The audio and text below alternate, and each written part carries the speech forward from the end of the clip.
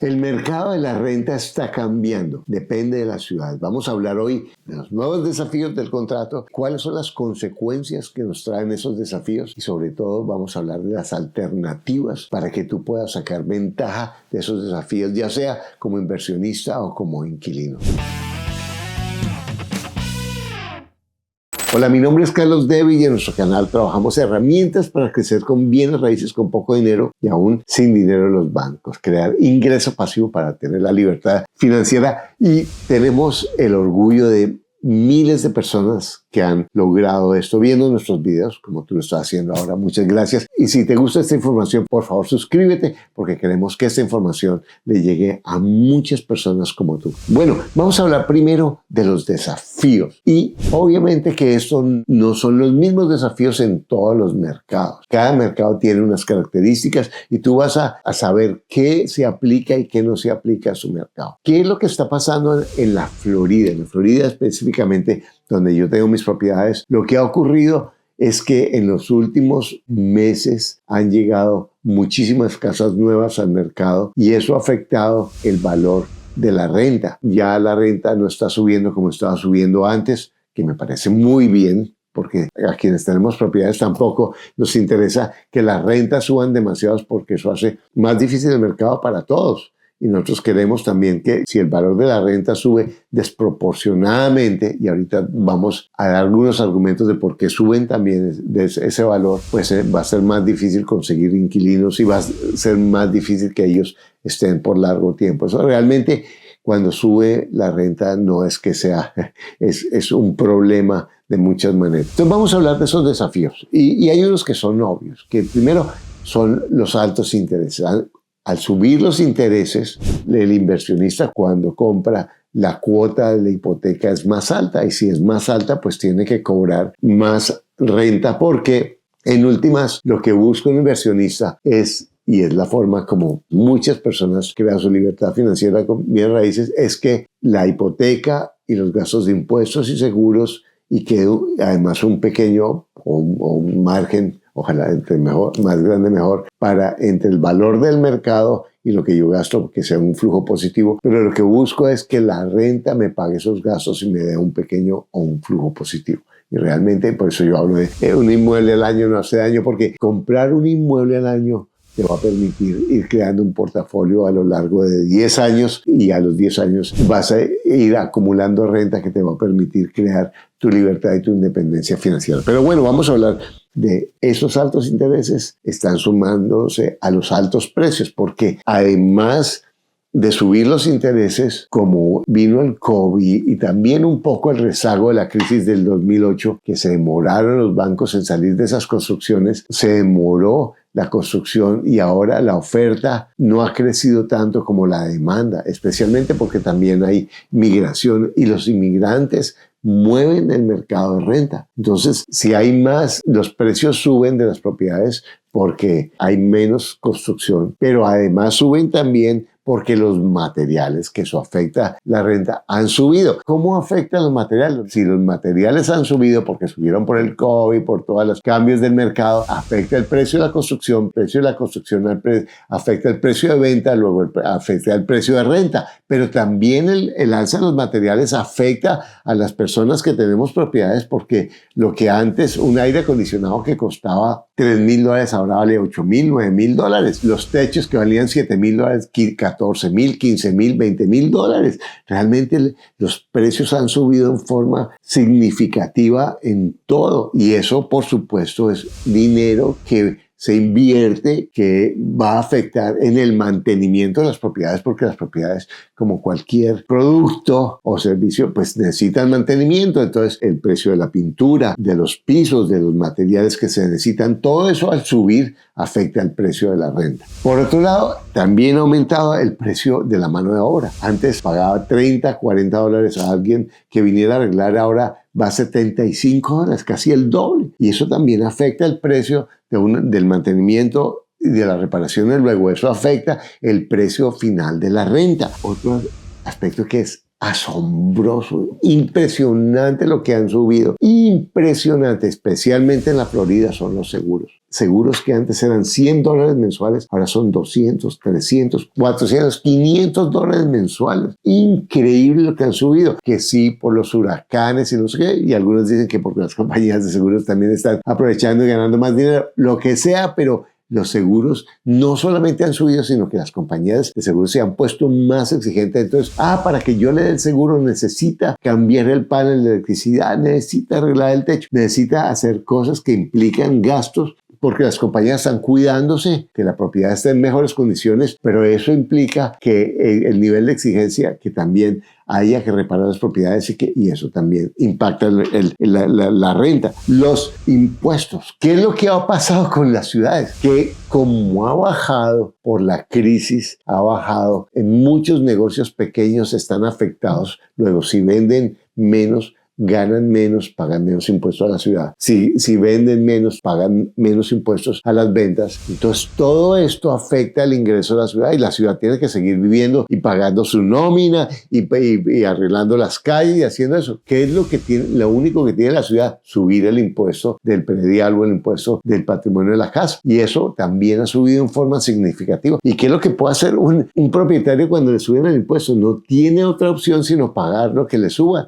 Y eso también, si yo estoy pagando más impuestos, si yo estoy pagando más seguros, si estoy pagando más costos de materiales y de mano de obra de mantenimiento, pues obviamente eso impacta la renta. Otro aspecto que ha hecho más difícil es que todo esto que ha subido, todo, también implica que ha subido la comida, que han subido los intereses de las tarjetas de crédito y esto implica que las personas se les ha subido el costo de vida. Entonces, cuando se les sube el costo de vida, para los inquilinos, más difícil conseguir inquilinos y eso crea una inestabilidad también en el mercado, porque en últimas sí, ha subido la renta, pero si las personas no pueden conseguir el depósito, porque en la Florida muchas veces piden que el primer mes y un mes de depósito y a veces piden el último mes, imagínate. Entonces una persona para pagar un arriendo necesita entrar con $6,000 a una propiedad cuando la mayoría de los americanos tienen $500 en la cuenta, imagínate. Entonces está siendo complicado eso para conseguir inquilinos y para que se queden y de un año al otro. Si sube la renta se hace más difícil que las personas se puedan quedar en la propiedad. Y otro aspecto que de todas maneras genera incertidumbre es la incertidumbre política y los miedos políticos y que las elecciones y que en varios países como en Colombia y México, que todo lo que está pasando con la ley y con los cambios políticos puede hacer más difícil el negocio de arrendar propiedades. Pero mira, te voy a dar herramientas, te voy a dar estrategias, pero es importante cuando somos optimistas porque sí, yo creo en que los bienes raíces son buen negocio, no importa el mercado. No importa el mercado, un inversionista educado puede hacer buen negocio. Pero entonces yo quiero hablar primero de cuáles son las consecuencias en general de estas características y también voy a dar mis ideas de qué hacer y qué estrategias podemos tener para optimizar eso. Lo primero es que hace difícil de encontrar inquilinos, como lo estamos mencionando, porque no califican o porque no tienen el dinero para dar los depósitos que necesitan. Además, hacen difícil que no tienen el crédito porque la gente, algunas de las personas están mal usando su crédito por su situación financiera. Luego hacen más difícil que califiquen para conseguir una propiedad. Y para los propietarios, todo esto lleva a que sea más difícil lograr flujo positivo en sus propiedades. Entonces, ¿cuáles son las estrategias que yo sugiero? Y primero voy a hablar para el inquilino y después para el propietario. Entonces, para el inquilino, ¿cuáles son las estrategias? Buscar, a veces los propietarios que no son las grandes compañías son más fáciles que las grandes empresas para arrendar. Somos menos exigentes, más flexibles porque puede crearse una relación en la que hay otros argumentos que no necesariamente, como en los edificios grandes, son las computadoras o políticas muy estrictas. Buscar propiedades más pequeñas, obviamente. Por otro lado, negociar a veces en los edificios grandes. Ese es un buen momento para buscar el primer mes gratis o buscar un descuento en el arriendo porque no están llenos, porque están teniendo dificultad para llenarlos. Te repito de nuevo, esto no es igual en todas las ciudades ni en todas las áreas de las ciudades, pero es algo que tú puedes saber sí, ahí hay oportunidades para negociar. Y otro aspecto que tú puedes hacer como inquilino es que puedes negociar que te dejen el mismo precio. Si tú has sido un buen inquilino y no estás pidiendo todo el tiempo cosas de mantenimiento porque cuidas la propiedad, tú le puedes decir, mira, hagamos esto. Yo he cuidado tu propiedad, me estoy pagando bien la renta. Entonces, si yo me voy, tu propiedad va a durar 2 o 3 meses desocupada y tienes que pagar comisión para traer un nuevo inquilino y todo eso. Entonces, no me subas la renta o súbemela muy poquito y yo me sigo manteniendo tu propiedad. Y eso para mí como inversionista, como dueño de propiedad, es un excelente negocio. Entonces tú también, si has cuidado la propiedad y pagas a tiempo, esos son argumentos que un arrendador son buenos negocios. Ahora, no es para que lo vuelvas un argumento de chantaje o que lo hagas de una forma ruda con los dueños, porque si no generas el efecto contrario, pero de una forma gentil y de una forma simpática tú puedes decir, bueno, por favor, entonces mantengamos la renta de esta manera, porque yo estoy viendo. Y otra cosa es que puedes educarte de cuánto están las rentas alrededor y a lo mejor puedes decir, mire señores, que usted me estoy pagando esto, pero allí el vecino está en eso, solo que a mí me da pereza cambiarme, y eso es algo que mucha gente no usa. Es decirle a la persona, mira, hay este precio, están arrendando propiedades allá, pero a mí me gusta esta, haciéndole de una forma gentil. Se puede negociar, es una muy buena alternativa. Otra cosa que puedes hacer como inquilino es subarrendar habitaciones, que ahorita vamos a hablar de estrategia para inversionistas, que eso hay muchas personas que hacen mucho más fácil el pago de su renta. Subarriendan la misma habitación para varias personas. No estoy diciendo que sea, que no sea, pero en últimas eso es algo que está pasando naturalmente y las familias están compartiendo sus gastos. Esas son algunas de las estrategias que tú puedes usar como inquilino. Y lo que te digo como inquilino es que probablemente si tú puedes pagar renta, puedes pagar una hipoteca, califica tu crédito, organiza tus finanzas y por favor, mira esos videos que muchas personas solo viendo los videos de mi canal han cambiado su vida financiera, y tú puedes cambiar tu vida financiera y empezar a invertir en bienes raíces. Y hay herramientas. En mi libro de Un inmueble al año no hace daño, hablo de más de 50 estrategias para hacer negocios con bienes raíces, aún sin tener bienes raíces propios. Y honesto, sin ser el vivo o la viva, sino algo muy funcional con el que muchas personas han cambiado su vida. Vamos a hablar de los inversionistas. ¿Qué hacer con esa propiedad? Realmente con esas propiedades en este mercado. Primero que todo, un inversionista tiene visión de largo plazo. Entonces, cuando yo compro mi propiedad, yo veo que mi objetivo no es ganar ya. Las personas que quieren ganar ya normalmente pierden ya. ¿Es cierto? O en 5 minutos, pero pierden. Es cómo tengo visión de largo plazo. Entonces yo me enfoco en que es un negocio que es a largo plazo. Me enfoco en el flujo, no en la valorización. Este es un momento fundamental para enfocarme en el flujo. Un inversionista en bienes raíces no es alguien que compra y venda propiedades. Eso es un negociante en bienes raíces. Una persona que quiere crear ingresos pasivos con bienes raíces se enfoca en el flujo. A mí no me importa mucho que mi propiedad se valorice o se desvalorice. No es que no estoy feliz si se desvalorice, no, pero no me importa mucho porque yo miro cuánto es el pago que yo tengo y cuánto es la renta que yo puedo recibir. Y en realidad, en la estrategia que yo he hecho, yo no compro propiedades que necesiten muchísimas remodelaciones, sino apenas mínimas para poderlas arrendar o mejorar la renta. Y lo que hago es que voy subiendo lentamente la renta en la medida en que pasa el tiempo, y así se va aumentando mi flujo positivo y me va quedando más. Y no te imaginas, yo empecé estas inversiones hace como 10 años. Pues en el 2014 compré la primera propiedad, que puedes ver ese video, cómo compré esa propiedad junto al lago con 30% de descuento, financiada por el dueño. Aquí está el link para que lo veas. Pero lo más importante es visión de largo plazo. Segundo, paciencia. Eso viene con la visión. Es paciencia. Saber que si alguien pone cualquier negocio, no va a esperar ya que me dé el negocio. Es saber, yo tengo un plan, tengo unos números y sé este negocio va a ir mejorando. Y lo que sé es que el negocio de bienes raíces va a seguir creciendo como posibilidad. Lo de la renta es un altibajo. En la medida en que pasa el tiempo, las construcciones van a seguir subiendo. Las ciudades son cada vez más exigentes para construcciones nuevas. Luego, quienes tenemos propiedades tenemos una posibilidad increíble a largo plazo porque la gente puede haber inteligencia artificial, puede haber carros eléctricos, puede haber computadores, pero necesitamos un lugar para dormir, para cocinar y comer, para bañarnos y asearnos y hacer todo lo que necesitamos los seres humanos, por más ricos, inteligentes, lo que sea.